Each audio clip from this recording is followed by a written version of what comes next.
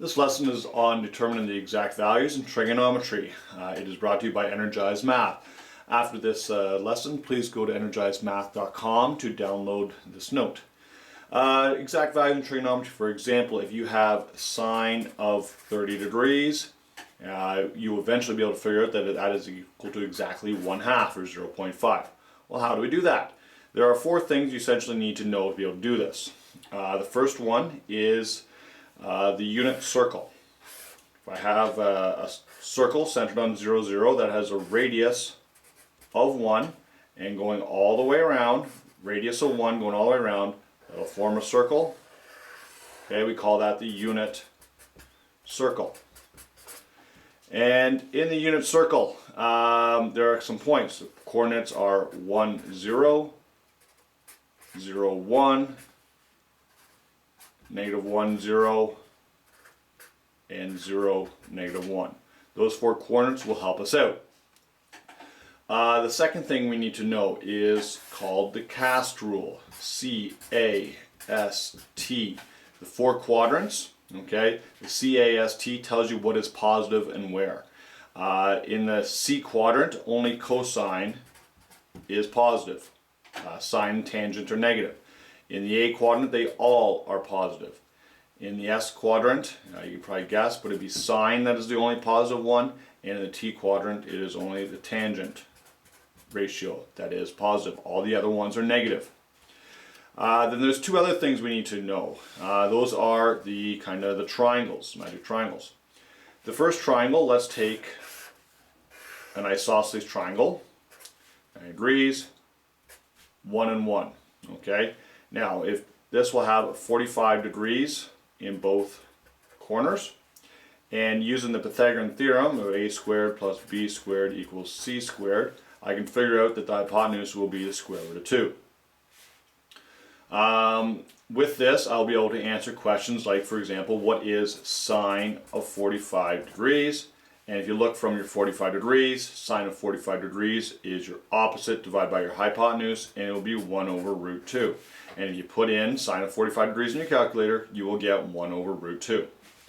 The fourth thing we need to know is another triangle, and it comes from an equilateral triangle of all twos, and where they have 60 degrees in all three corners. Now I'm going to take that equilateral triangle and I want to cut it right in half, and that will create a triangle that is 2, 1, that was 60 degrees still, 30 degrees, and again, if I use the Pythagorean theorem and I rearrange it, this will give me the square root of 3 for that shorter side. So I have that triangle, I have the CAST rule, and I have the unit circle.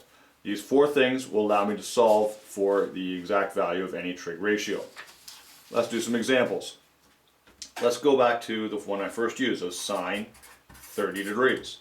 Now sine 30 degrees was on one of the triangles. It was on the triangle that I split in half, which was 1, 2, square root of 3, and 30 degrees was up in the top. Now sine of 30 degrees would be your opposite divided by your hypotenuse. Okay, so sine 30 degrees, opposite, hypotenuse, which would give you 1/2. Now that 1/2 could be positive or negative depending on where it is on the grid. 30 degrees is in the all quadrant, where they're all positive, so my answer is positive 1/2. Let's take sine 150 degrees. Okay, now 150 degrees is over this section right here, C-A-S-T, so it is in the sine quadrant itself. It is 30 degrees up from the x-axis, which means that I can use, again, my 30-degree triangle, 1, 2, root 3, and it is going to be equal to the sine of 150 degrees is going to be the same value as what sine of 30 degrees was. So it's also equal to 1/2.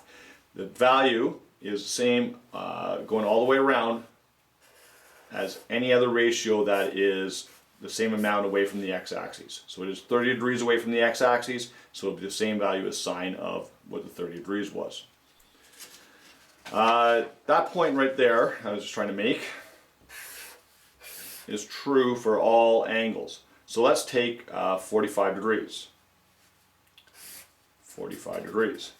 The sine of 45 degrees will be the same as all 45 degrees off of x-axis.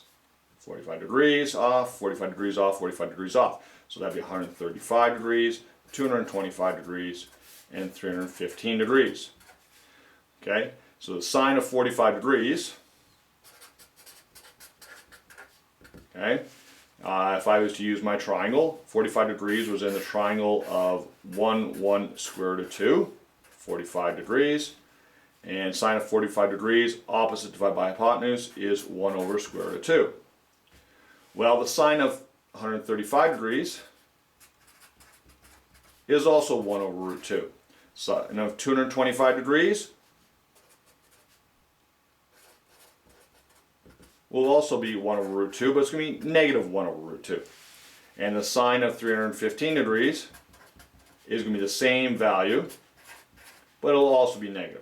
How do I determine whether it's positive or negative? And that's where the cast rule comes into play. In the all quadrant, they're all positive. So it's positive 1 over root 2. Sine in the S quadrant is positive. But a sine in the tan quadrant, the T quadrant, is negative. And a sine in the cosine quadrant is also negative.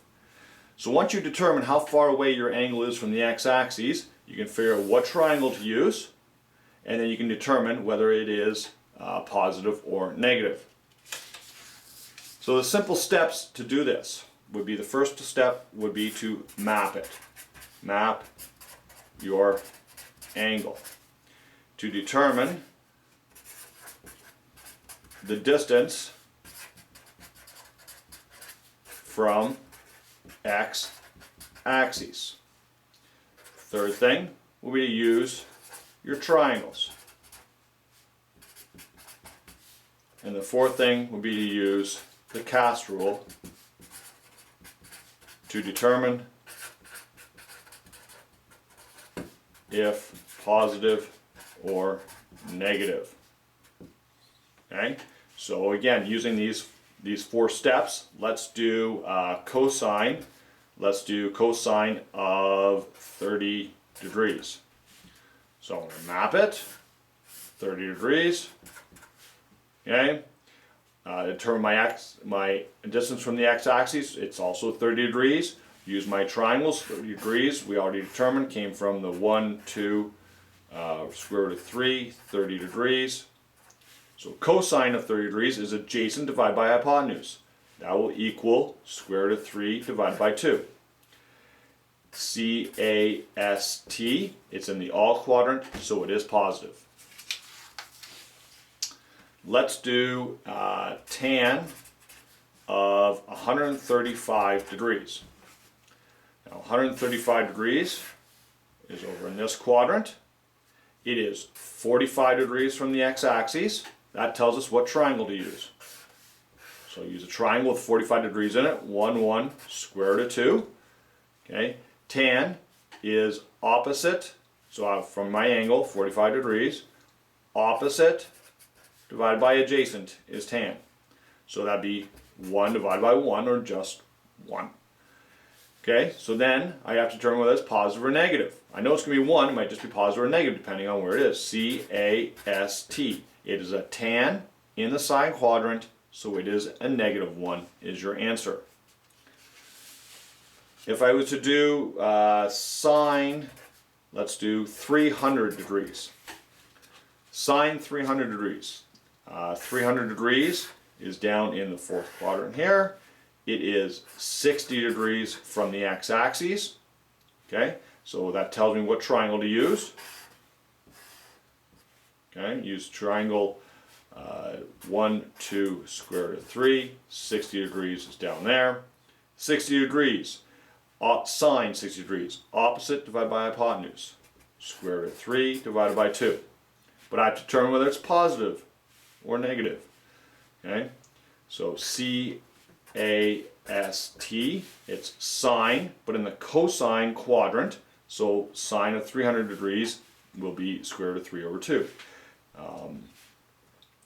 Now that works for most of them, any multiples of 30, 45, 60 degrees, going all the way around your 4 quadrants. Well, what happens if you're on one of the cardinal points? So let's say I have sine of 90 degrees. Now that won't work using the triangles, but if I map it out, okay, 90 degrees is right up top. And I did mention the unit circle is one thing we need to be aware of. The unit circle has the points of 1, 0, 0, 1, negative 1, 0, and 0, negative 1. And right up here, this 90 degrees is right on the unit circle. Now sine is always the y value on the unit circle. Cosine is the x value. And tan is the y divided by x values. So cosine, the y value at 90 degrees was equal to 1. So cosine 90 degrees is equal to 1. If I was to do, sine of 90 degrees is equal to 1.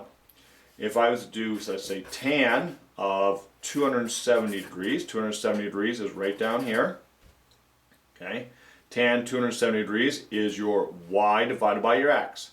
So it would be negative 1 divided by 0, which would be negative infinity, or undefined. If I was to do, let's say, cos of 270 degrees, right down here is your 270 degrees, cos is your x value, cos is 270 degrees is 0.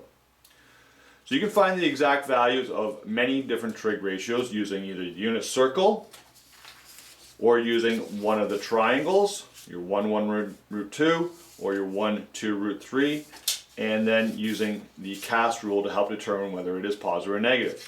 The 4 steps: map your angle, determine your distance from the x-axis, use the triangles or your unit circle as an alternative, and determine whether it's positive or negative using the cast rule.